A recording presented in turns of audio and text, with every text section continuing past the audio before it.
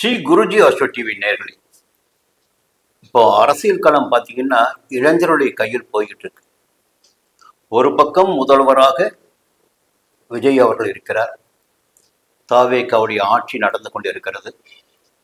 எதிர்கட்சி தலைவராக சட்டமன்றத்தில் உதயநிதி ஸ்டாலின் அவர்கள் இருக்கிறார். இப்போ அடுத்து இன்னொரு இளைஞர் பார்த்தீங்கன்னா அண்ணாமலை அரசியலுக்கு வந்திருக்கிறார். 2031ஆம் ஆண்டு நடைபெறுகின்ற தேர்தலில் அண்ணாமலை தன்னுடைய பலத்தை காட்டுவார் என்று மக்கள் நம்பிக்கொண்டிருக்கிறார்கள். அவருடைய பலம் வெளிப்படுகிறதோ இல்லையோ, நிச்சயமாக 2031ஆம் ஆண்டு நடைபெறுகின்ற தேர்தலில் ஒரு எழுச்சிமிக்க தலைவராக உதயநிதி அவர்கள் இருப்பதற்கு 100% வாய்ப்புகள் இருக்கிறது. அப்ப இரண்டு விஷயங்களை பார்த்தாகணும்.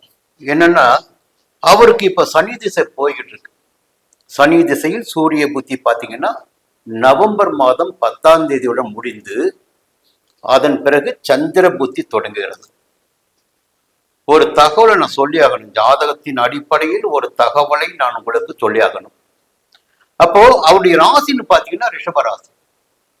ரிஷபராசிக்குள்ளாகத்தான் சந்திரன் உச்சம் அடைகிறார். அப்ப சந்திர புத்தி எப்பொழுது தொடங்குகிறது என்றால் நவம்பர் மாதம் 10ஆம் தேதி தொடங்குகிறது. அதே நேரத்தில் நவம்பர் மாதம் 10ஆம் தேதி சந்திர புத்தி தொடங்குகிறது.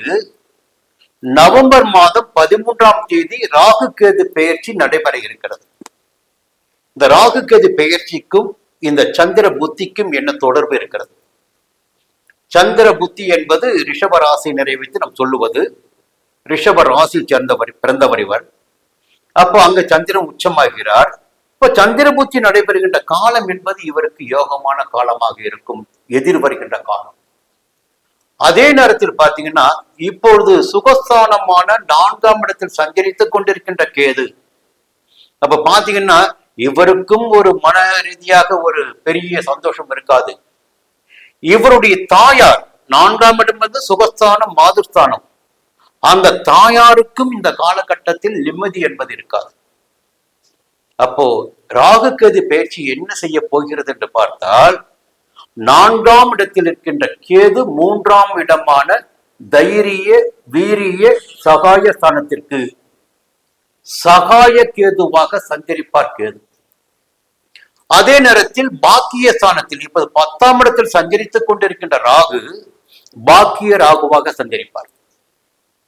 இந்த இரண்டு சஞ்சார நிலைகளும் சகாய கேது பாக்கிய ராகு ரிஷப ராசினருக்கு தைரியத்தை, தன்னம்பிக்கையை, வேகத்தை, வீரியத்தை ஏற்படுத்தி கொடுக்கும். அப்போ ஒரு சூறாவளி காற்று போல சுழன்று சுழன்று செயல்படக்கூடிய நிலை இந்த நவம்பர் 13க்கு பிறகு ரிஷபராசியில் பிறந்த உதயநிதி அவர்களுக்கு இருக்கிறது. அதே நேரத்தில் பார்த்தா ஒரு கட்டமைப்பு இருக்கு பாருங்க. ஆட்சி அதிகாரத்திற்கு ஒரு கட்டமைப்பு, ஒரு பெரிய மனிதனுடைய ஒத்துழைப்பு, அரவணைப்பு எல்லாம் வேணும் பாருங்க. அப்ப 9ஆம் இடத்திற்கு ராகு போகின்ற போது தெய்வ அருளும் பெரிய மனிதனுடைய ஆதரவும் கிடைக்க ஆரம்பிக்கும். இன்று இருக்கின்ற நிலையினை விட நவம்பர் 13க்கு பிறகு உதயநிதி அவருடைய ஜாதகப்படி அவருக்கு நேரம் சரியாக இருக்கிறது, சாதகமாக இருக்கிறது. அதே நேரத்தில் நவம்பர் மாதம் 10ஆம் தேதி சந்திர புத்தியும் தொடங்குகிறது. சனி திசையில் சந்திர புத்தி. இங்கே இரண்டு சிறப்பான அம்சங்களை பார்க்கணும். சனி அமர்ந்திருக்கின்ற இடம் சிம்மம். அவர் பார்க்கின்ற இடம் அவருடைய ராசியை பார்க்கிறார். அப்ப எப்பொழுது ஒரு கிரகம் தன்னுடைய ராசியை பார்க்கிறதோ அந்த கிரகம் வலிமை பெற்றுவிடும். அப்படி பார்க்கின்ற போது அந்த சனி எங்கே என்றால் லக்னத்திற்கு 6ஆம் இடத்தில், பொதுவாகவே 3, 6, 11ஆம் இடங்களில் சனி சஞ்சரிக்கின்ற போது அந்த ஜாதகருக்கு யோகமான பலன்களை கொடுத்தாக வேண்டும். அது அமர்ந்த இடம் எந்த இடமாக இருந்தாலும். சனி திசை நடைபெற்றுக் கொண்டிருக்கிறது. தந்தை தோல்வி அடைகிறார், தனையின் வெற்றி அடைகிறார். அப்போ வெற்றிக்குரிய நிலையினை சனி பகவான் இவருக்கு ஏற்படுத்தி கொடுத்திருக்கிறார். அப்போ இன்னொரு பக்கம் பார்த்தீங்கன்னா லாப சனியாகவும் இந்த காலகட்டத்தில் இவருக்கு இந்த தேர்தல் நடைபெற்ற காலத்தில் சனி பகவான் இருந்து கொண்டிருக்கிறார். எதிர்க வரும் காலமும் இவருக்கு சாதகமான காலமாக மாறுவதற்கு காத்திருக்கிறது. அப்போ நேரம் காலத்தை நாம் எதற்காக பார்க்கிறோம்? இது மந்திரமாயெல்லாம் கிடையாது. ஜாதகம் என்பது மந்திரமாயமே கிடையாது. ஒரு ஜோதிடன் என்பவன் கூட மந்திரவாதி கிடையாது.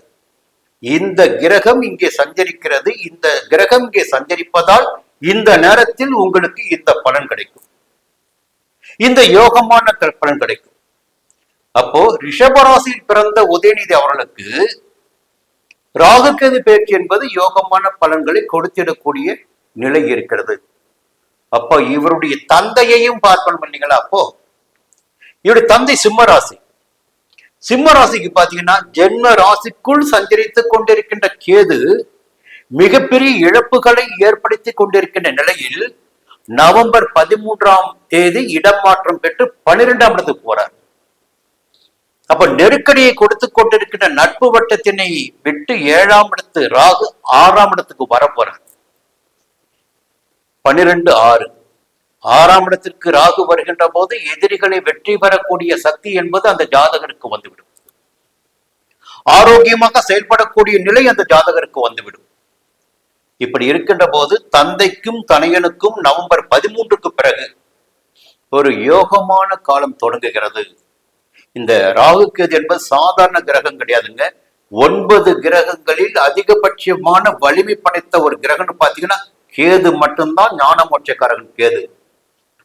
அடுத்த வலிமைக்குரிய கிரகம்னு பாத்தீங்கன்னா ராகு, அடுத்துதான் சனி பகவான். இப்போ வலிமை மிக்க கிரகமான கேதுவுடைய சஞ்சாரம் நவம்பர் 13க்கு பிறகு உதயநிதி அவர்களுக்கு மிக சாதகமாக இருக்கிறது. என்னால சில பரிகாரம் சொல்ல முடியும். ஜாதகத்தில் சில பிரச்சனைகள் இருக்கு, பரிகாரம் சொல்ல முடியும். ஏன்னா பகுத்தறிவுவாதி என்றால் அவங்க அதை ஏத்துக்க மாட்டாங்க.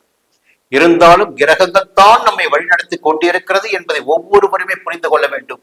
நான் புரிந்து கொண்டிருக்கிறேன். எதுவுமே நம்ம கிடையாது. அப்போ சில நேரத்தில் சில மாற்றங்களை நாம் செய்து கொள்ள வேண்டும். செய்து கொண்டால் மட்டும்தான் அடுத்த இலக்கிற்குள் நம்மால் போக முடியும். இப்போ எதிர்காலம் என்பது பிரகாசமாக இவருக்கு இருக்கிறது. களமாடக்கூடிய சக்தி என்பது இவருக்கு இருக்கிறது. அப்போ ஒரே நேரத்தில் பார்த்தீங்கன்னா ஒரு எதிரியுடைய ஜாதகத்தையும் நம்முடைய ஜாதகத்தையும் எடுத்து வைத்துக்கொண்டு நமக்கு என்ன சாதகம் இருக்கிறதோ அவர்களுக்கு என்ன சாதகம் இருக்கிறது, அது எப்படி நாம் எதிர்கொள்ள வேண்டும் என்பதில் தெரிந்து வைத்துக் கொண்டு களமாடுகின்ற போது நிச்சயமாக வெற்றி காத்து கொண்டிருக்கும். நவம்பர் 13க்கு பிறகு உதயநிதி அவர்களுக்கு நேரம் சாதகமாக இருக்கிறது. அரசியலில் யோகம் கூடுதலாகவே இருக்கிறது. என்ன நடக்கப் போகிறது என்பதை உங்களுடன் இணைந்து நானும் பார்க்க போகிறேன். மீண்டும் அடுத்த பதில் சந்திக்கிறேன். நன்றி, வணக்கம்.